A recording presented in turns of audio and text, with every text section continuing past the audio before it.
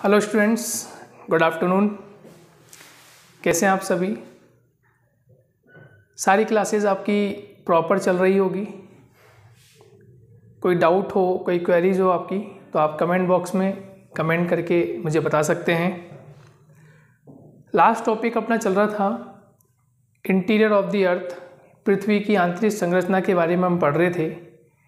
और last class में हमने कंप्लीट किया था प्राकृतिक स्रोत, यानी कि जो नेचुरल सोर्स होते हैं पृथ्वी की आंतरिक संरचना को जानने के लिए, जिसमें मुख्य रूप से हमने पढ़ा था ज्वालामुखी क्रिया किस प्रकार से होती है, ज्वालामुखी एक्टिविटी कैसे होती है, उल्काएं किस प्रकार से हमारी पृथ्वी की आंतरिक संरचना के बारे में एक जानकारी प्रदान करती है, और सबसे इम्पोर्टेंट वॉल्केनिक एक्टिविटी, यानी कि जिसको हमने नाम दिया वॉल्केनिक एक्टिविटी होने के पश्चात एक दूसरी एक्टिविटी और होती है, इसको हमने नाम दिया था सिस्मोलॉजी। यानी कि सिस्मोलॉजी में हम पढ़ते हैं भूकंप विज्ञान के बारे में। जो भूकंपी तरंगें होती हैं, पी वेव होती है, एस वेव होती है, एल वेव, इन तीनों के बारे में हमने अध्ययन किया। पी वेव जो होती है वो तीनों ही जो तत्व होते हैं, पदार्थ होते हैं, उनके माध्यम चलती है, चाहे ठोस हो, तरल हो या गैसीय पदार्थ हो। एस वेव जो होती है, एस वेव केवल ठोस माध्यम से गुजरती है। तरल माध्यम आने पर वह जो वेव होती है वो प्रवेश नहीं करती और बाहर से निकलना प्रारंभ करती है। और एल वेव के बारे में पढ़ा था कि एल वेव जो है, एल वेव धरातल पर चलती है और ठोस, तरल, गैस तीनों माध्यम से गुजर सकती है। तो इन सिस्मोलॉजी को पढ़ने के बाद, भूकंप विज्ञान को पढ़ने के बाद हमें ये पता चल रहा है कि पृथ्वी का आंतरिक भाग किस प्रकार का होगा, वहाँ पर कौन कौन से तत्व मिलते होंगे, और उसका रासायनिक और भौतिक, यानी कि इसका केमिकल और फिजिकल जो उसकी बॉन्डिंग है, या वहाँ पाए जाने वाले जो एलिमेंट हैं, तत्व हैं, चाहे वो फिजिकल हो चाहे वो केमिकल हो, वो किस प्रकार के होंगे। आपको काफ़ी हद तक ये पता चल गया होगा। लेकिन जैसे जैसे रिसर्च होते गए, जो जियोलॉजिस्ट थे, भूगर्भ शास्त्री थे, उन्होंने अपने अपने क्षेत्र में रहकर कार्य किया, और जिसमें सबसे ज़्यादा प्रामाणिकता जो मत प्रस्तुत किए वो एक व्यक्ति थे ऑस्ट्रिया के, और उनका नाम था एडवर्ड स्वेस।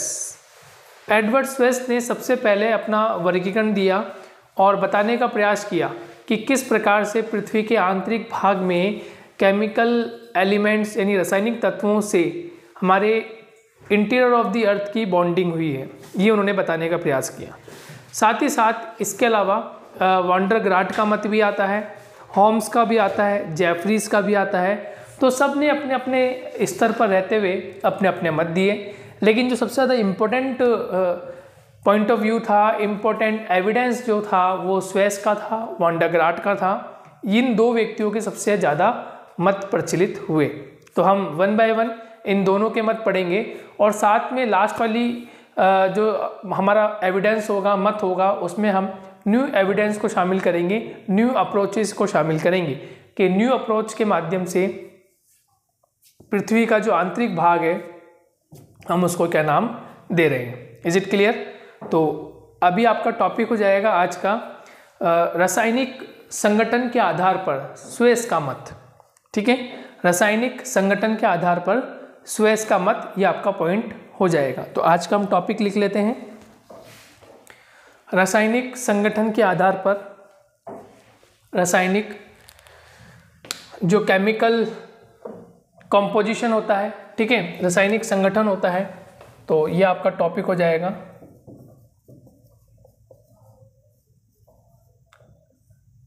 रासायनिक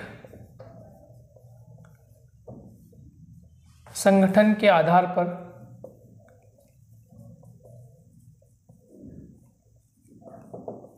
रासायनिक संगठन के आधार पर स्वेस का मत, या स्वेस का मत, स्वेस की अवधारणा, स्वेस की अवधारणा या स्वेस का मत, स्वेस की अवधारणा, या फिर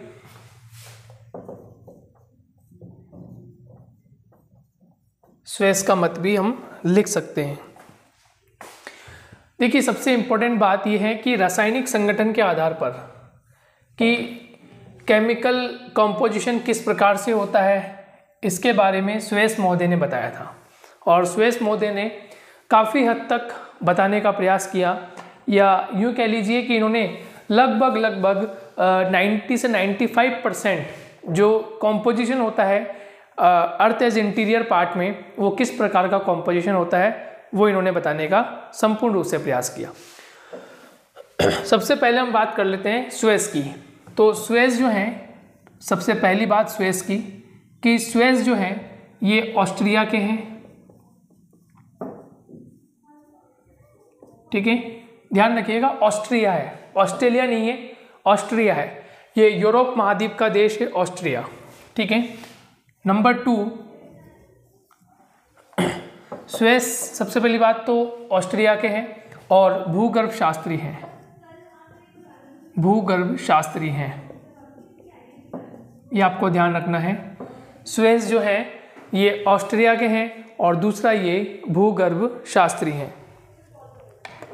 ठीक है, ये आपको ध्यान रखना है। क्लियर। और उसके बाद चाहे तो यहाँ आपने लिख लिया है तो लिखना चाहे तो लिख सकते हैं। रासायनिक संगठन के आधार पर,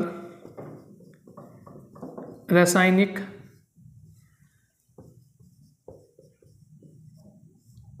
संगठन के आधार पर,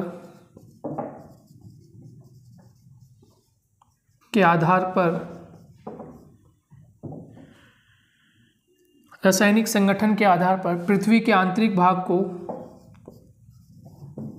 पृथ्वी के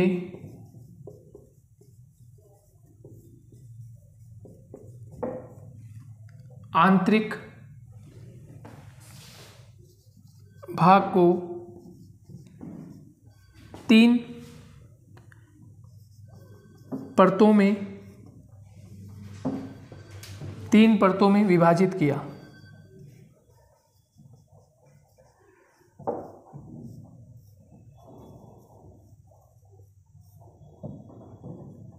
ये इंपॉर्टेंट बात हो गई कि रासायनिक संगठन के आधार पर पृथ्वी के आंतरिक भाग को 3 परतों में विभक्त किया।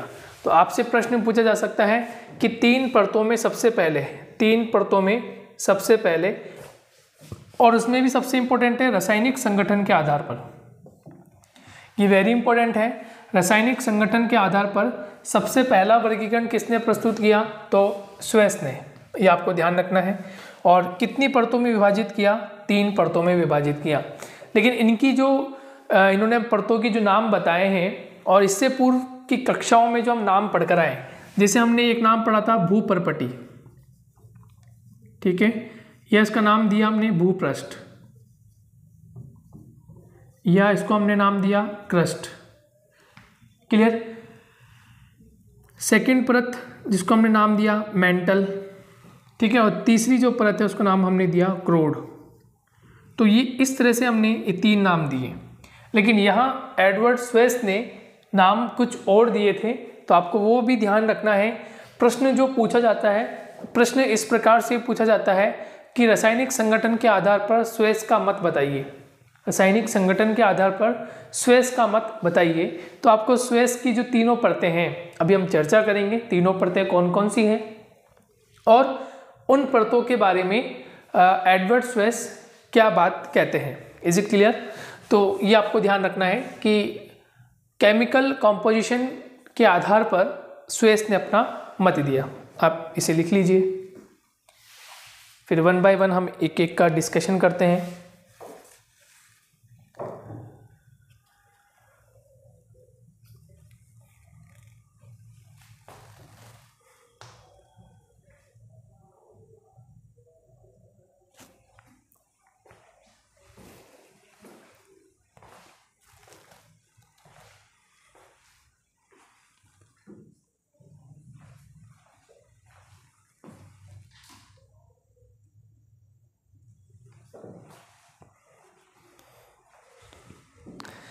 इसमें आप एक पॉइंट और लिख सकते हैं, चाहे तो आप इसमें एक पॉइंट और ऐड कर सकते हैं।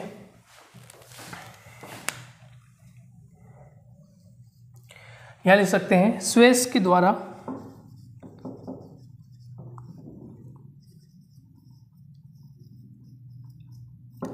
द्वारा ऊपरी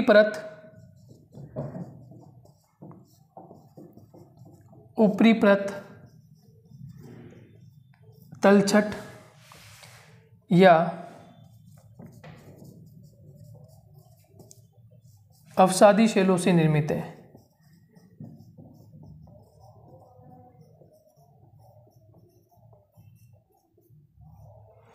से निर्मित है तथा इसकी गहराई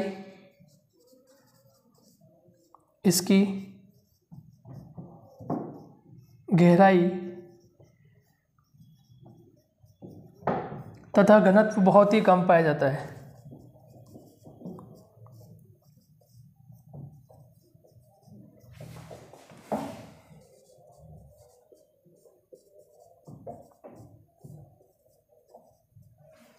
क्लियर? तो सुएज के द्वारा ऊपरी परत के बारे में, ये जो हमारी भूपरपटी है, ठीक है, क्रस्ट है, कोई नाम नहीं देते ये, लेकिन हाँ ये जरूर कहते हैं कि ऊपरी परत जो है वो तलछट शैलों से निर्मित है तथा इसकी गहराई तथा घनत्व बहुत ही कम पाया जाता है। तो ये जरूर आप ध्यान रखें। ठीक है, ऊपरी परत तलछट से निर्मित है, तलछट या अवसादी शैलों से निर्मित है, जिसकी गहराई तथा घनत्व बहुत ही कम पाया जाता है। तो इसको आप लिख लीजिए, इम्पोर्टेंट है ये, क्योंकि प्रश्न पूछा जा सकता है, इसलिए मैं बता रहा हूँ आपको।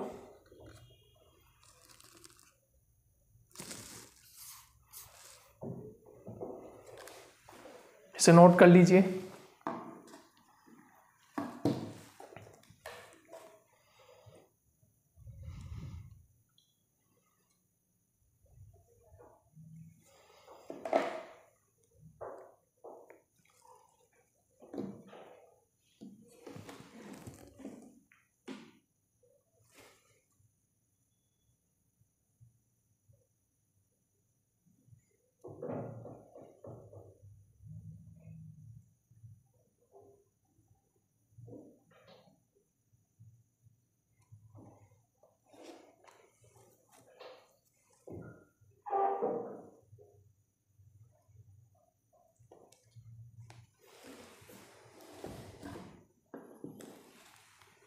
क्लियर?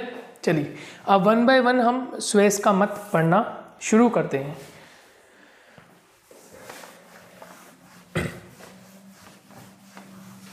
ये आपको समझ में आ गया होगा। तो आपको इसी तरह से लिखना है, पहले लिखना है कि सुएज का संबंध कहाँ से है, ये कहाँ से बिलोंग करते हैं। फिर लिखना होगा आपको कि सुएज ने जो अपना मत प्रस्तुत किया है वो किस आधार पे प्रस्तुत किया है, ये आपको ध्यान रखना है। उसके बाद ही आप इसके मत को लिखना शुरू करेंगे। Is it clear? चलिए, नंबर 1, जिन्होंने मत देना प्रारंभ किया, पहले एक डायग्राम के माध्यम से मैं समझाना चाहता हूं आपको। इन्होंने जो लेयर बताई है पृथ्वी के आंतरिक भाग में, वो कुछ इस प्रकार से बताई है।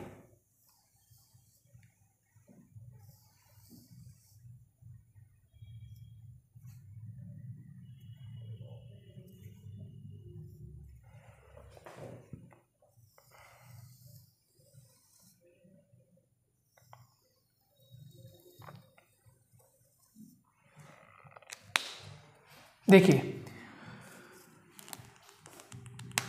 इस परत को नाम दिया इन्होंने सियाल, फिर नाम दिया सीमा और फिर नाम दिया नीफे। तो जो ऊपरी परत होती है, ठीक है, ऊपरी परत है, ऊपरी परत को जैसे इन्होंने नाम तो नहीं दिया, लेकिन हाँ ये क्रस्ट जरूर कहते हैं, इसके बारे में वर्णन नहीं करते। ठीक है, इसके बारे में वर्णन नहीं करते, केवल ये बताते हैं इसके बारे में कि ऊपरी परत जो है वो अवसादी शैलों से बनी है, जिसकी गहराई, ठीक है, जिसकी गहराई और जिसका घनत्व बहुत ही कम पाया जाता है। ये बात ये जरूर कहते हैं।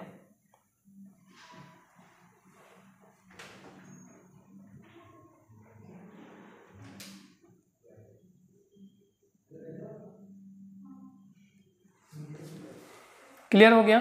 तो हमें 3 परतों के बारे में पढ़ना है। नंबर 1 सियाल के बारे में, नंबर 2 सीमा के बारे में, और नंबर 3 नीफे के बारे में। ठीक है, 3 परतें हैं इनकी, सियाल, सीमा और नीफे।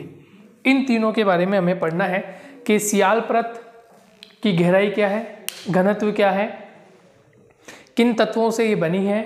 ठीक उसी प्रकार से सीमा के बारे में पढ़ना है और ठीक उसी प्रकार से हमें नीफे के बारे में पढ़ना है। तो काफ़ी हद तक आपका ये जो पोर्शन है सियाल, सीमा, नीफे और इसमें होने वाले जो भी तत्व हैं उनके बारे में ऑलमोस्ट सारी चीज़ें वही बताई जाएगी जो पिछले वाले में हम पढ़कर आ चुके हैं कि आंतरिक भाग में क्या रहा होगा, लोहे की मात्रा कहाँ है, निकिल की मात्रा कहाँ है, कितना घनत्व होगा, है ना, जैसे हमने पहले भी आपको बताया था। तो ऑलमोस्ट ये उसी चीज़ के बारे में बताते हैं। तो आप ये डायग्राम बना दें। ठीक है, आपको ध्यान रखना है ऐसे प्रश्न पूछे जाते हैं अक्सर, और प्रश्न पूछे जाते हैं तो आपको आंसर इसी प्रकार से विथ डायग्राम आपको देना पड़ता है।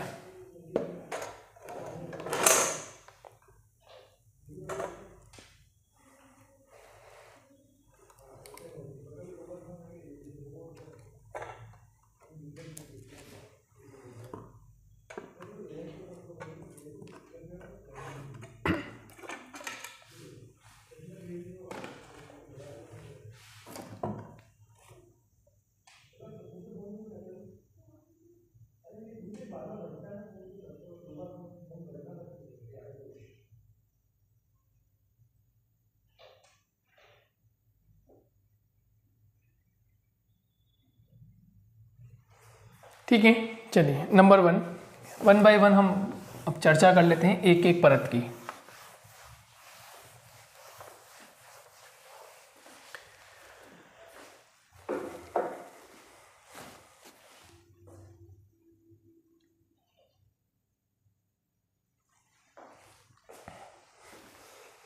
सबसे पहले फर्स्ट हम बात कर रहे हैं सियाल की।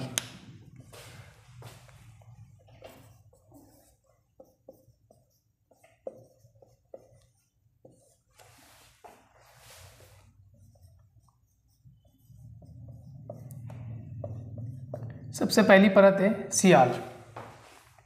देखिए जिस तरह का नाम है उसी तरह से इसमें पाए जाने वाले तत्व हैं। सबसे पहले, ठीक है, नंबर 1 सियाल में देखिए 2 वर्ड हैं SiAl। यहाँ जो Si है, Si इट्स मीन सिलिका। ठीक है, सबसे पहला तत्व क्या हो जाएगा, सिलिका। इसके निर्माण में यानी कि सियाल परत के निर्माण में जो तत्व है सबसे पहला कौन सा है, सिलिका तत्व है। ठीक है, दूसरा है Al यानी कि एल्यूमिनियम, एल्यूमिनियम। तो दूसरा तत्व होगा, प्रधान रूप से दूसरा तत्व जो होगा वो एल्यूमिनियम होगा। ठीक है, नोट कीजिए, सबसे पहले सियाल में Si क्या हो जाएगा, सिलिका, और Al एल्यूमिनियम हो जाएगा। ये आप लिख लीजिए, नोट कर लीजिए।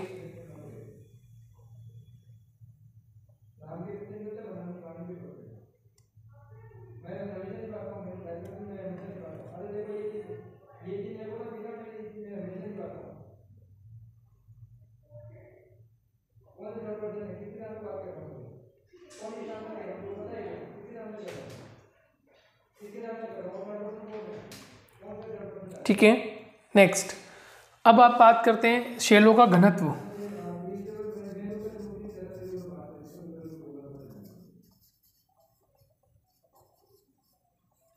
Density 2.7 to 2.9 gram centimeter cube. ये नोट कीजिए, इम्पोर्टेंट है।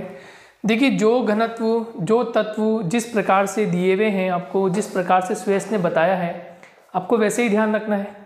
आप अपने हिसाब से नहीं लिख सकते। इज इट क्लियर हो गया? तो डेंसिटी कितनी बताई है, 2.7 से 2.9 ग्राम सेंटीमीटर क्यूब इसकी डेंसिटी बताई गई है। क्लियर? नेक्स्ट फिर बात की गई है इसकी गहराई की, कि इसकी गहराई कितनी होगी। तो इसकी गहराई बताई गई है 50 किलोमीटर से 300 किलोमीटर तक, ये इसकी गहराई बताई गई। ठीक है, तो सिलिका और दूसरा पदार्थ है एल्यूमिनियम। घनत्व कितना बताया गया है, घनत्व 2.7 to 2.9 ग्राम सेंटीमीटर क्यूब, और गहराई बताई गई है 50 किलोमीटर से 300 किलोमीटर तक इसमें इसकी गहराई बताई गई है। ठीक है, नेक्स्ट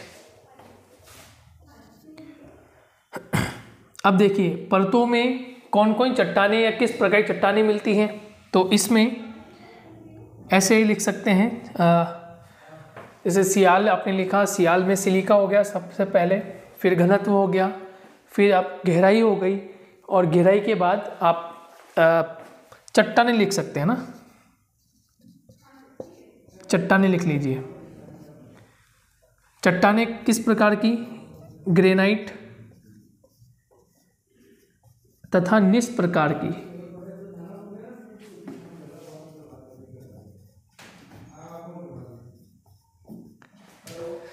चट्टानें कैसी हैं, ग्रेनाइट तथा निस प्रकार की चट्टानें पाई जाती हैं। क्लियर हो गया। नेक्स्ट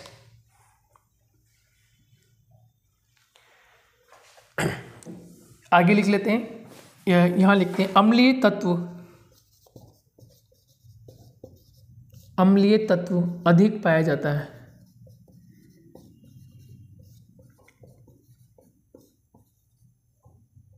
अम्लीय तत्व अधिक पाया जाता है।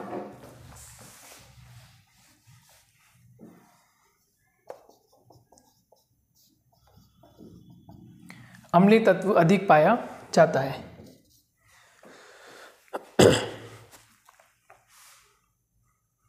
नेक्स्ट इसमें पोटेशियम,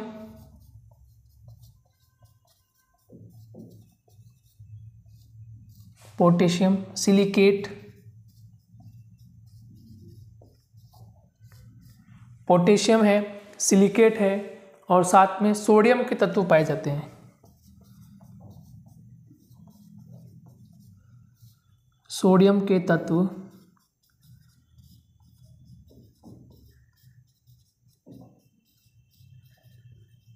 पाए जाते हैं। ठीक है, नंबर 1 सियाल को पढ़ रहे हैं, और सियाल में सबसे पहले तो ये बात ध्यान रखें कि इसका जो निर्माण हुआ है उसमें जो तत्व प्रधान रूप से रहे हैं वो सिलिका रहा है और एल्यूमिनियम रहा है, ये इम्पोर्टेंट है। देन घनत्व की बात करें, घनत्व क्या है, डेंसिटी कितनी रही है, तो 2.7 से लेकर 2.9 ग्राम सेंटीमीटर क्यूब इसकी डेंसिटी रही है। गहराई की बात करें तो 50 किलोमीटर से लेकर 300 किलोमीटर तक गहराई है। चट्टानों की बात करें, चट्टानें किस प्रकार की हैं, तो ग्रेनाइट चट्टानें हैं और निस प्रकार की चट्टानें हैं। अम्लीय तत्व अधिक पाया जाता है, इसलिए इसमें पोटेशियम की मात्रा है, सिलिकेट की मात्रा है और सोडियम के तत्वों की मात्रा पाई जाती है। ये इम्पोर्टेंट है।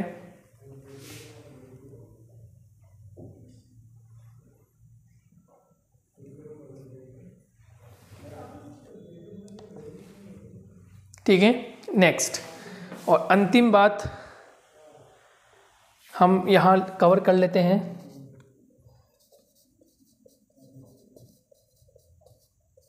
महाद्वीपों का निर्माण, महाद्वीपों का निर्माण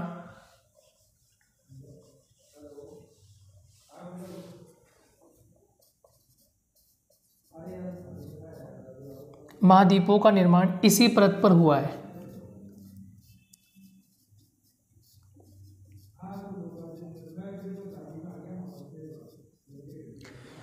ठीक है, महाद्वीपों का निर्माण इसी परत पर हुआ है और नीचे वाली परत भारी होने के कारण निचली परत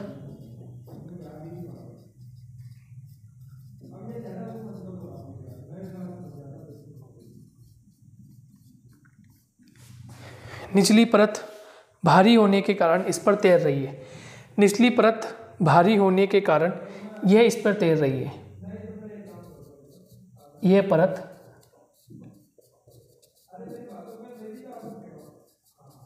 तैर रही है। ठीक है, महाद्वीपों का निर्माण इसी परत से हुआ है। निचली परत भारी होने के कारण ये परत इस पर तैर रही है। क्लियर हो गया मैटर? तो ये आपको समझ में आ गया होगा यहाँ पर कि एडवर्ड स्वेस ने क्या बात कही है, इम्पोर्टेंट है। सारी बातें मैंने आपको डिटेल्स में बता दी है। आपको ध्यान रखना है एडवर्ड स्वेस ने सियाल के बारे में ये कुछ प्रमुख बातें कही हैं।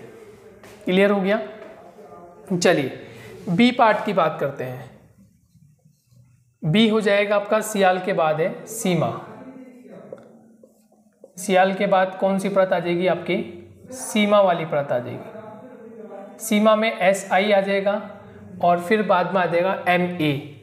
तो देखिए सीमा में क्या बात कही गई है। सबसे पहले हम यदि इसके तत्व के निर्माण की बात करें, कुछ तत्व के निर्माण की बात करें तो नंबर 1 SI से सिलिका, यानी कि इसमें भी सिलिका पाई जाती है, सिलिका तथा मैग्नीशियम।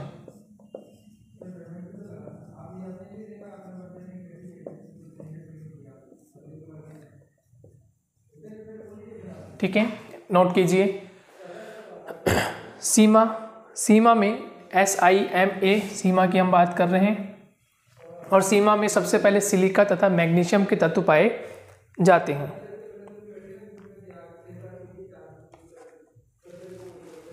क्लियर? नेक्स्ट,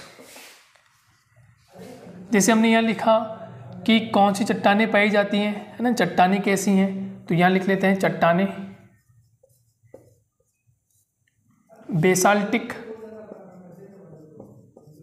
चट्टानें ऐसे लिख ली, चट्टानें बेसाल्ट तथा यहाँ पर ज्वालामुखी क्रिया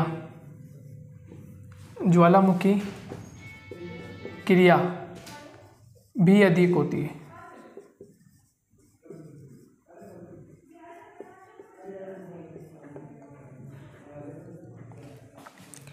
चट्टानें बेसाल्ट चट्टानें पाई जाती हैं और ज्वालामुखी क्रिया भी अधिक देखने को मिलती है।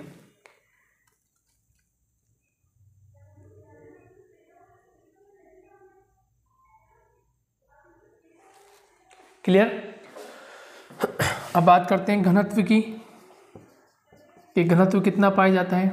तो घनत्व जो है 2.9 से 4.7 ग्राम सेंटीमीटर क्यूब। ठीक है, घनत्व कितना है? चट्टानें कौन सी है? घनत्व है 2.9 से 4.7 ग्राम सेंटीमीटर क्यूब। क्लियर? नेक्स्ट, फिर क्या पाया जाता है?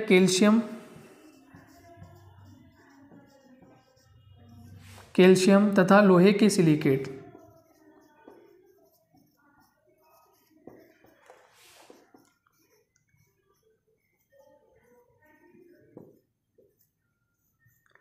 लोहे के सिलिकेट पाए जाते हैं। ठीक है, कैल्शियम तथा लोहे के सिलिकेट पाए जाते हैं। ये एक और इम्पोर्टेंट बात है। और इस परत की गहराई जो बताई गई है वो 1000 से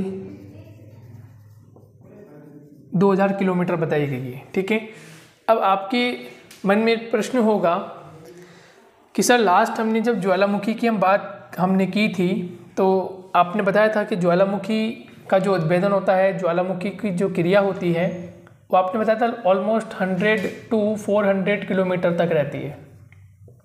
ये हमने बात की थी, पर चूंकि मैं बता रहा हूँ ये तो न्यू एविडेंस के आधार पर है कि 100 से 400 किलोमीटर की गहराई में एक एक्सोनोस्फीयर की बेल्ट पाई जाती है।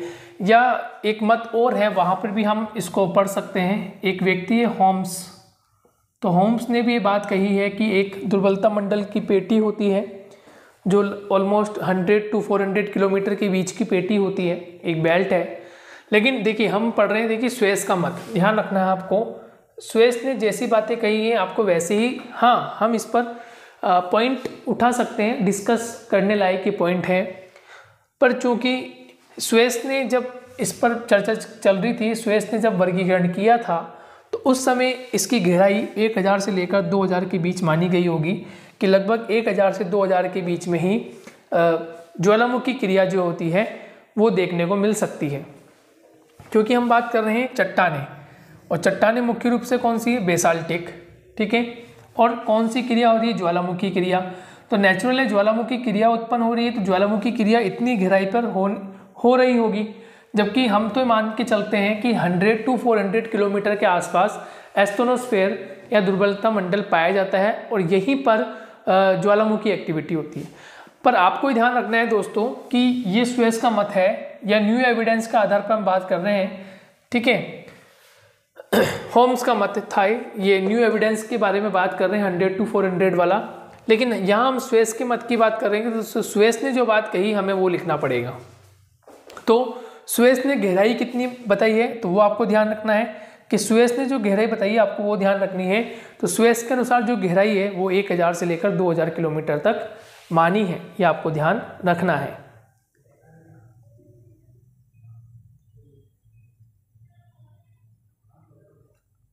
क्लियर हो गया।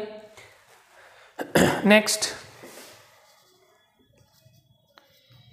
महासागरों की तली का निर्माण, यानी बॉटम एरिया जो होता है, तो महासागरों की तली का निर्माण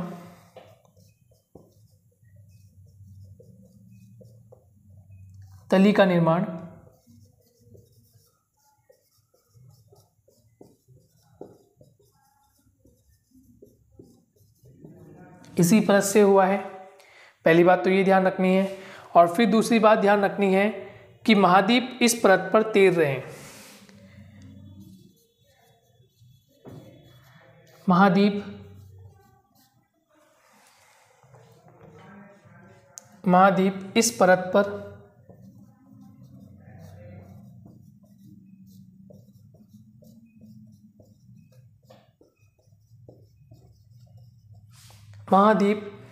इस परत पर तैर रहे हैं, फ्लोट कर रहे हैं, ये आपको ध्यान रखना है। कोई आपसे प्रश्न पूछे कि महाद्वीपों का निर्माण किस परत से माना गया है, या महाद्वीपों का संबंध किस परत से है, तो ठीक है, स्वेस के अनुसार तो ध्यान रखना है किसके, सियाल से। क्लियर हो गया। और महासागरों का संबंध किस परत से है अकॉर्डिंग टू स्वेस, तो आपको ध्यान रखना है सीमा से। और सीमा की जो परत है किससे बनी हुई है, बेसाल्टिक फॉर्म से, या यहाँ पर ज्वालामुखी क्रिया होती है। जबकि यहाँ पर ग्रेनाइट और निस के तत्व पाए जाते हैं, ग्रेनाइट और निस के तत्व पाए जाते हैं। जबकि ऊपरी परत जो है, महाद्वीपों की जो ऊपरी परत है वो अवसादी शैलों से निर्मित है, ठीक है। जो 0 से 13 किलोमीटर का जो बॉटम एरिया है वो किससे निर्मित है, वह अवसादी शैलों से निर्मित है। लेकिन गहराई के बाद जैसे जैसे हम गहराई में जाते हैं तो वहाँ पर अकॉर्डिंग टू स्वेस सियाल परत पाई जाती है, और जिसमें ग्रेनाइट और निस के तत्व देखने को मिलते हैं। और महासागरों की तली का निर्माण किस परत से माना गया है, तो सीमा से माना गया है। और महाद्वीपों का निर्माण किस परत से माना गया है, तो सियाल से माना गया है। क्लियर हो गया होगा मैटर। दोनों चीज़ें आपको समझ में आ गई होगी। नंबर 1 सियाल समझ में आ गया होगा, और आपको सीमा समझ में आ गई होगी। अब हम इसके तीसरे परत की बात करते हैं, ठीक है। ये आपने लिख लिया होगा, इसको मिटा देते हैं। और हम इसके तीसरे परत की जो इसने बात की है कि तीसरी परत कौन सी है, तो डायग्राम में आपने देखा था तीसरी परत अकॉर्डिंग टू स्वेस तीसरी परत कौन सी थी, तो नीफे।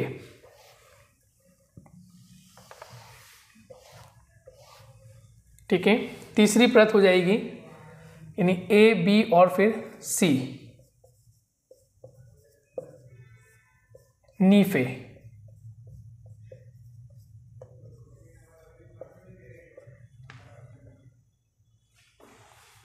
तीसरी परत है नीफे।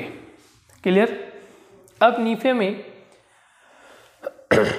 में दो इंपॉर्टेंट तत्व हैं NiFe। ध्यान रखिएगा, नीफे में दो इंपॉर्टेंट तत्व हैं NiFe। तो NiFe क्या है, Ni से हो जाएगा निकिल,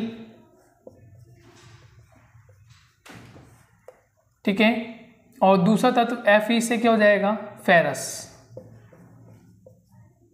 या इसको फेरियम भी कह देते हैं, और इसको कहेंगे हम लोहा या लोहे तत्व। ठीक है, निकिल और फेरस, फेरियम, लोहा, लोहे के तत्व इसमें देखने को मिलते हैं। किसमें, नीफे वाली परत में। क्लियर हो गया। नेक्स्ट, इस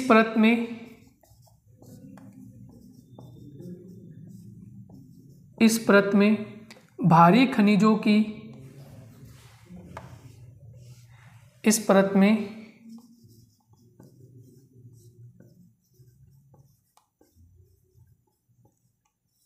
भारी खनिजों की प्रधानता है।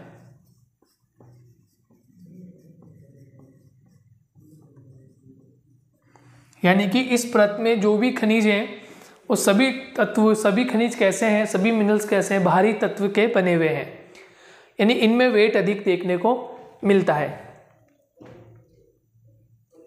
क्लियर हो गया। नेक्स्ट, औसत घनत्व।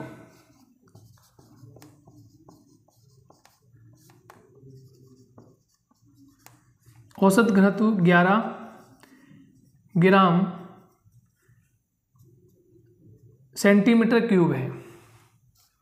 औसत घनत्व 11 ग्राम सेंटीमीटर क्यूब है, औसत घनत्व।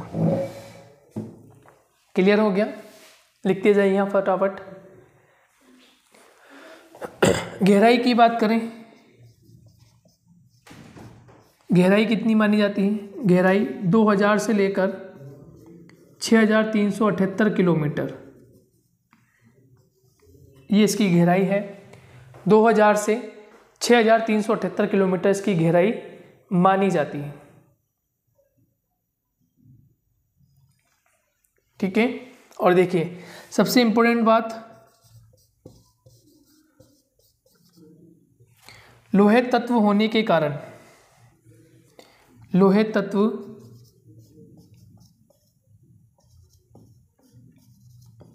होने के कारण चुंबकीय गुण पाया जाता है।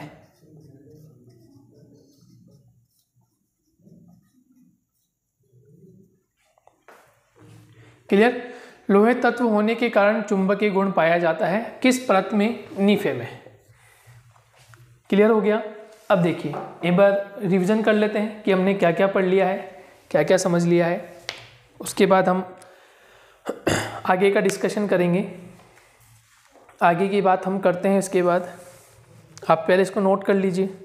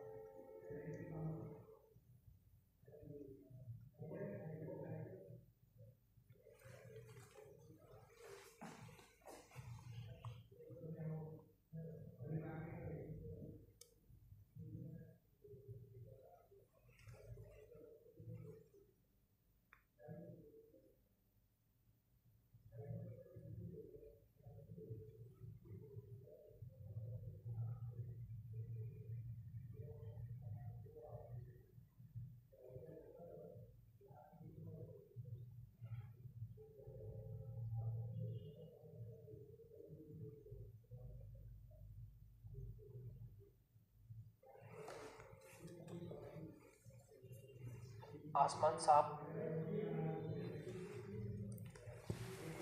चलिए एक बार देख लेते हैं, तुलना कर लेते हैं कि तीनों परत में क्या बात कही गई थी, तो आपको पता चल जाएगा। देखिए सबसे पहले हम बात करते हैं नीफे में। नीफे में तत्व क्या माने गए? निकिल और फेरस, दो तत्व माने गए। यहाँ सीमा में सिलिका और मैग्नीशियम तत्व माने गए। और आपको ध्यान होगा जब हम सियाल के बारे में पढ़ रहे थे तो उसमें एक तो सिलिका माना गया था और सिलिका के बाद एक तत्व था एल्यूमिनियम। ठीक है, सिलिका के साथ एक तत्व था एल्यूमिनियम, ये आपको ध्यान रखना है। किसमें? सियाल में, राइट। नेक्स्ट, नीफे में, नीफे की जो परत है वो भारी तत्वों से, भारी खनिजों से मानी गई है। जबकि सीमा में हम क्या देखते हैं कि सीमा में बेसाल्टिक तत्व और ज्वालामुखी की क्रिया देखने को मिलती है, करेक्ट। जबकि सीमा में बेसाल्टिक है और ज्वालामुखी क्रिया होती है, ये स्वेस का मानना है। और नीफे में भारी खनिजों की प्रधानता है। जबकि सियाल में हमने क्या पढ़ा था? सियाल में हमने ग्रेनाइट और निस प्रकार के चट्टानें या निस प्रकार की पदार्थ वहाँ देखने को मिलते हैं। क्लियर हो गया? नेक्स्ट, औसत घनत्व यहाँ 11 ग्राम सेंटीमीटर क्यूब था। यहाँ औसत घनत्व 2.9 से लेकर 4.7 है और वहाँ औसत घनत्व यानी सियाल में औसत घनत्व 2.7 से लेकर 2.9 ग्राम सेंटीमीटर क्यूब था। क्लियर हो गया?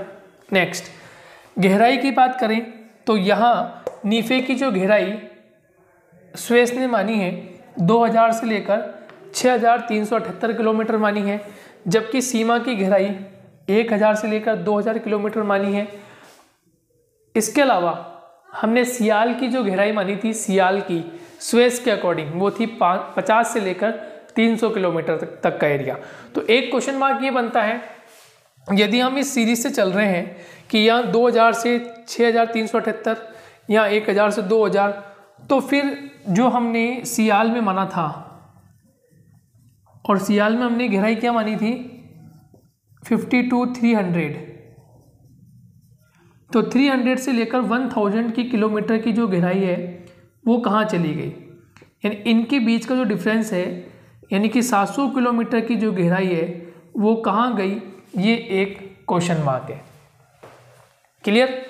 कि ये जो सियाल की जो हमने गहराई बताई थी स्वेस के द्वारा कि ये 50 से लेकर 300 किलोमीटर तक होती है, और फिर उसके बाद इन्होंने सीमा की बात की तो 1000 से लेकर 2000 ले लिया। तो फिर ये जो 700 किलोमीटर बीच में गया है, ये कहाँ गया? इसमें कौन सी परत है? इसके बारे में नहीं बताया स्वेस ने। क्लियर? नेक्स्ट, लोहे तत्व होने के कारण यहाँ चुंबकीय गुण पाया जाता है नीफे के अंदर। और यहाँ आपने पढ़ा है सीमा में कि महासागरों की तली का निर्माण इस परत से हुआ है, जबकि महाद्वीपों का जो निर्माण हुआ है वो सियाल रूपी परत से हुआ है। तो इस प्रकार से हमने स्वेस का मत कंप्लीट कर लिया है।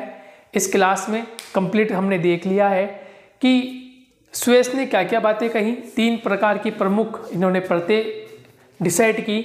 नंबर 1 जो डिसाइड किया था वो किया था सियाल, फिर किया सीमा और फिर किया नीफे। Is it clear? ओके, तो आपको समझ में आ गया होगा, आप इसे नोट कर लीजिए। और उसके बाद हम एक दूसरे जियोलॉजिस्ट की हम बात करते हैं, एक दूसरे व्यक्ति की हम बात करते हैं जिन्होंने इन परतों को 4 भागों में बांट दिया, लेकिन वहाँ नाम भी उन्होंने अलग दिए, है ना। छोटा सा मैटर है, अच्छा है। यदि आपके पास अच्छा मैटर मिल रहा है तो आप उसके ज़्यादा लिखें, और यदि वहाँ पर क्वेश्चन किस प्रकार से पूछा जा रहा है उसका जरूर ध्यान रखें। यदि वहाँ पर स्पेसिफिक स्वेस के बारे में बात करता है तो स्वेस के बारे में ही लिखना है, आपको अन्य नहीं लिखना। यदि वहाँ पर आंतरिक सोर्स की बात करता है कि आंतरिक संरचना के बारे में कौन कौन से सोर्स हैं, ठीक है, स्रोत कौन कौन से हैं, तो आपको केवल उसके बारे में लिखना है। यदि आपको मॉडर्न एविडेंस की बात करेगा तो हम मॉडर्न एविडेंस की बात करेंगे, लेकिन हम 1 by 1 अभी चल रहे हैं। तो स्वेस के बारे में हमारा ये मत पूरा हो गया है, ठीक है, नोट कीजिए। और फिर हम इसके बाद एक और जियोलॉजिस्ट है, उसका नाम है डेली। तो डेली के द्वारा क्या बात कही गई उसकी हम बात करते हैं।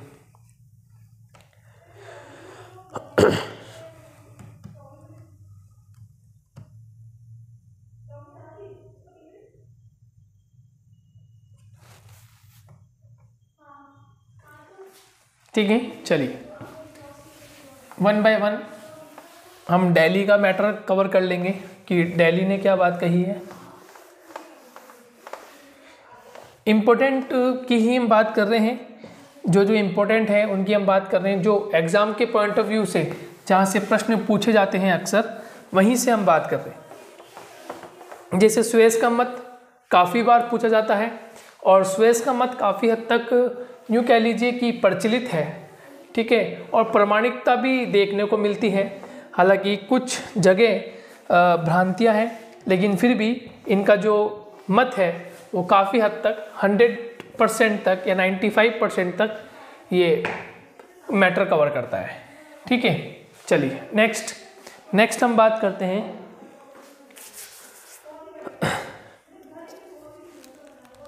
नेक्स्ट मत है R.A. डेली का।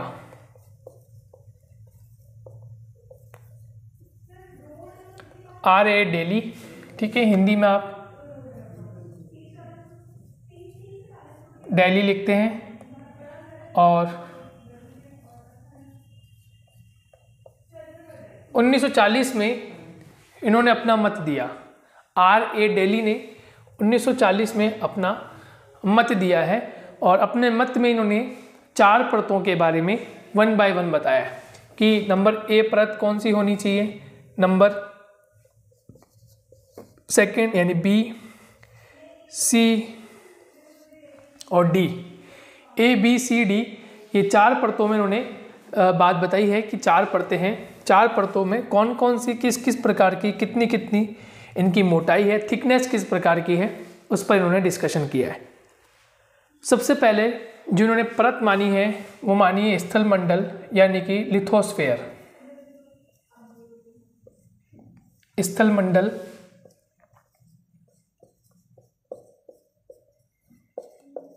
या लिथोस्फेयर, ठीक है, स्थल मंडल या लिथोस्फेयर इन्होंने बात कही, ठीक है। और यहाँ इन्होंने कहा है ये सबसे ऊपरी परत को माना है जहाँ पर हमारा जीवन यापन होता है, जिसको हम भूपृष्ठ बोल रहे थे, क्रस्ट वाला पार्ट बोल रहे थे ना, वही लिथोस्फेयर, वही स्थल मंडल है। क्लियर? ये कहते हैं कि इसका निर्माण तलछट से हुआ है।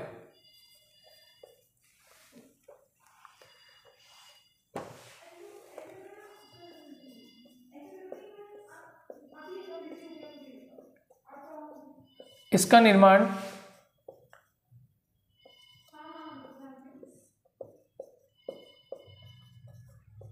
तलछट से हुआ है तथा मोटाई 80 किलोमीटर मानी है, ठीक है। इंपॉर्टेंट बात इसमें सिर्फ इतना ध्यान रखना है कि इसका जो निर्माण हुआ है वो निर्माण किससे हुआ है, तलछट के माध्यम से हुआ है और मोटाई जो है वो 80 किलोमीटर मोटाई मानी है। क्लियर? नेक्स्ट सेकंड परत का जो नाम दिया है वो नाम दिया है इन्होंने दुर्बलता मंडल। दुर्बलता मंडल, और इसको नाम दिया एस्थोनोस्फेयर।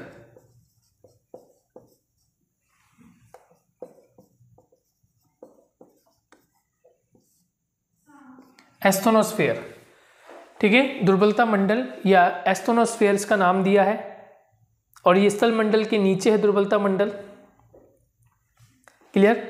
और इसको माना है लचीली परत। लचीली परत या कह सकते हैं कि कम कठोरपन वाली परत।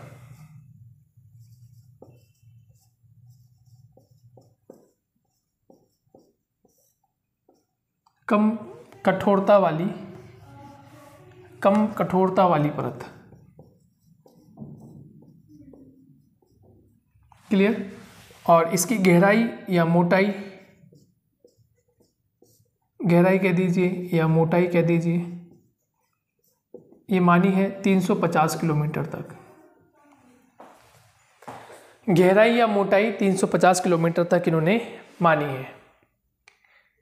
क्लियर हो गया? नेक्स्ट तीसरा नाम दिया इन्होंने मध्य मंडल।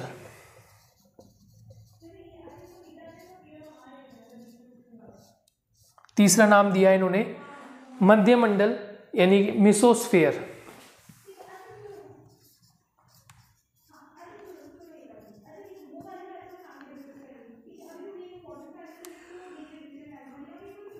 मिसोस्फेयर की बात की है, मध्य मंडल की बात की है। तो तीसरा जो मंडल होता है वो मध्य मंडल होता है और ये दुर्बलता मंडल के नीचे स्थित होता है। ठीक है, ये अपेक्षाकृत कुछ कठोर है, अपेक्षाकृत कुछ कठोर है और इसकी गहराई जो बताई गई है वो 2400 किलोमीटर बताई गई है। गहराई है 2400 किलोमीटर।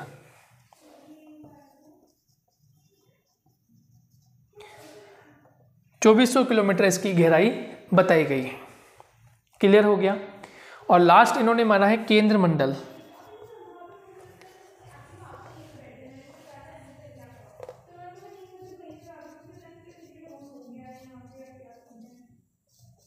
केंद्र मंडल, ठीक है। जो नेक्स्ट इन्होंने मानी है परत उसका नाम है केंद्र मंडल। क्लियर, केंद्र मंडल। सेंट्रोस्फेयर इसको नाम दिया इन्होंने, सेंट्रोस्फेयर। ठीक है, सेंट्रोस्फेयर।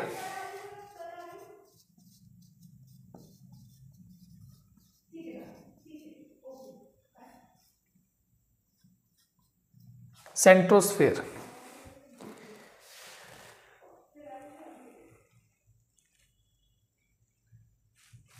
ठीक है, और यहां घनत्व अधिक माना गया है, घनत्व अधिक, घनत्व अधिक अतः इसलिए घनत्व अधिक इसीलिए कठोर अधिक, इसलिए कठोर अधिक। ठीक है, तो इस प्रकार से हमने जो डेली का मत है वो डेली का मत भी हमने यहाँ पर पूरा कर लिया है। इन्होंने चार परतों के